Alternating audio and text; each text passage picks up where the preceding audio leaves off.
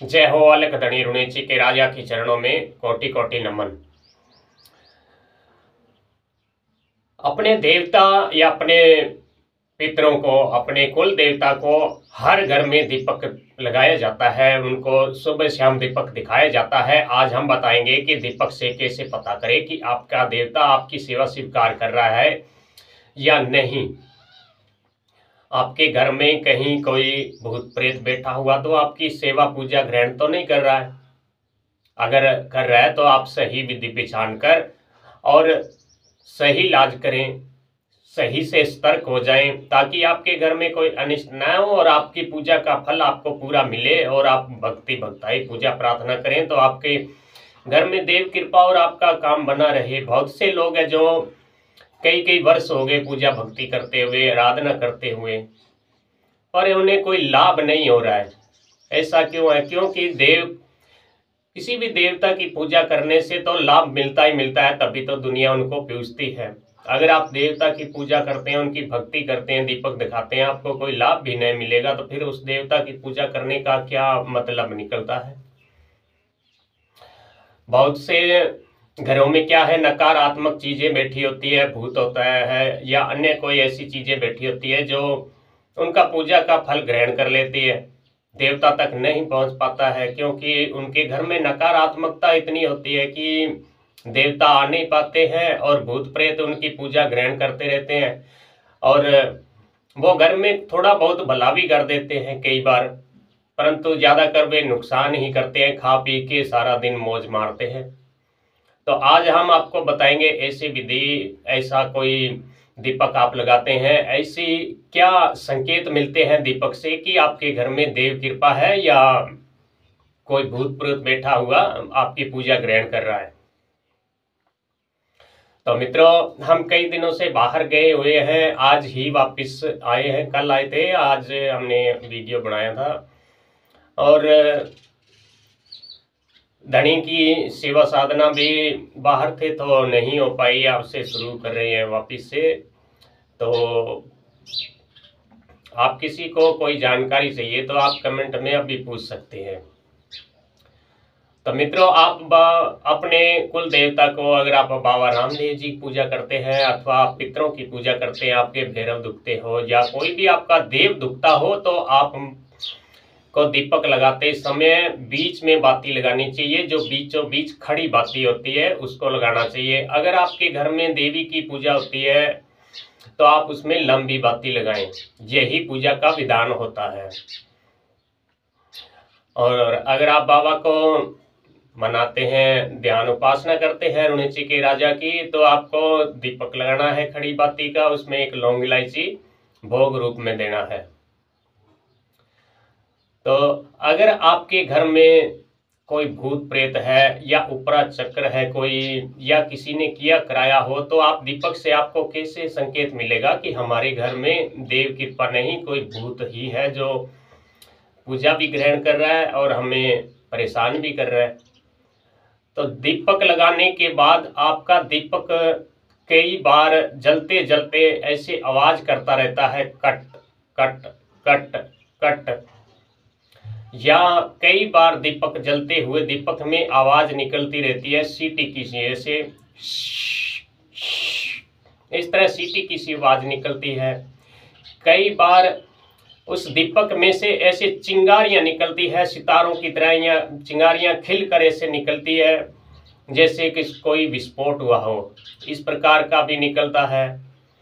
कई बार दीपक में एकदम से नीचे की तरफ बैठ जाता है, फिर उठता है, ये घूमता सा रहता है। अगर ऐसे संकेत हो तो आपके घर में 100% कोई न कोई ऊपरी बाधा है या किसी बुरी शक्ति का साया है जो आपकी पूजा ग्रहण कर रही है, देवता तक आपकी पूजा पहुंचने नहीं दे रही है। क्या कारण है? बहुत से लोग कहेंगे कि देवता की पूजा करते समय देवता में तो इतनी शक्ति है, वहां भूत प्रेत नहीं आ पाते हैं। आपकी बात भी सही है, पर कई भूत ऐसी होते हैं, गंदी चीजें होती है जो उस स्थान का वातावरण है जो नकारात्मक बना देते हैं, उस स्थान को दूषित कर देते हैं अपनी किस क्रिया के द्वारा, और उस दूषित स्थान पर जो देव है वो नहीं आ पाते हैं। तो दूषित स्थान पर देव नहीं आएंगे। देव तो सिर्फ पवित्र स्थान पर ही आएंगे जहां साफ सफाई अच्छी होगी। तो अगर आपको ऐसे संकेत मिलते हो तो आपको क्या उपाय करना चाहिए, और आपकी देवता सेवा स्वीकार कर रहा है तो आपको दीपक से क्या संकेत मिलेगा, ये भी आपको आगे हम बताएंगे। अगर आपके दीपक में सीटी की आवाज आती हो, कट कट की आवाज आती हो, चिंगारियां निकलती हो, या ऐसे दीपक घूमता हो, या दीपक नहीं उसकी लो घूमती हो अलग तरीके से, तो सबसे पहले आपको अपने पूजा के स्थान को अच्छी तरह साफ कर दें।